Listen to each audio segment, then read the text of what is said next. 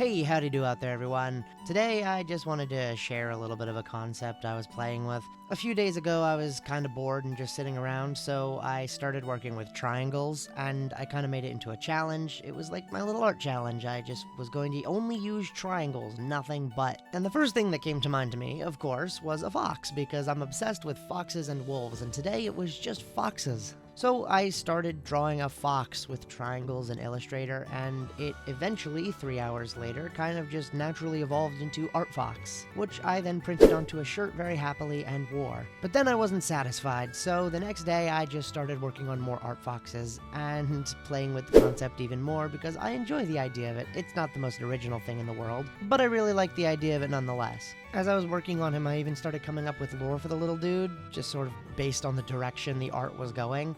I figured he could have an RGB mode and a CMYK mode, so maybe there's an RGB fox and a CMYK fox, with a dip pen tail and a tablet pen tail, respectively. One of them could be like white with all the RGB, and another one could be the black fox with the CMYK tail. And I figured they could come in sort of stages, so like, for the CMYK tail, I figured, the colors could sort of bleed out and separate from black into all the other colors, which at the tip of the tail would eventually be distilled into just the yellow, red, and blue.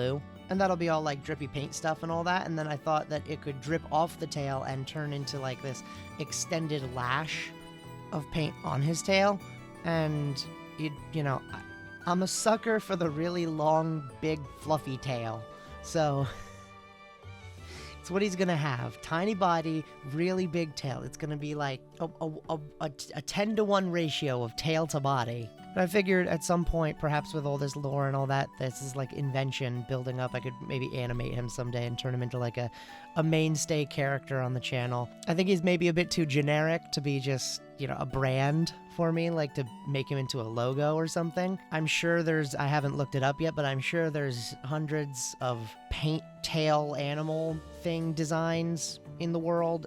I can guarantee it's not an original choice, but I still love the idea of it, and so I just wanted to share that concept in a sort of more informal, short episode today. Maybe he can be a mainstay character on the channel, and I can sort of I can animate him from time to time doing stuff, maybe transitions for the episode panels.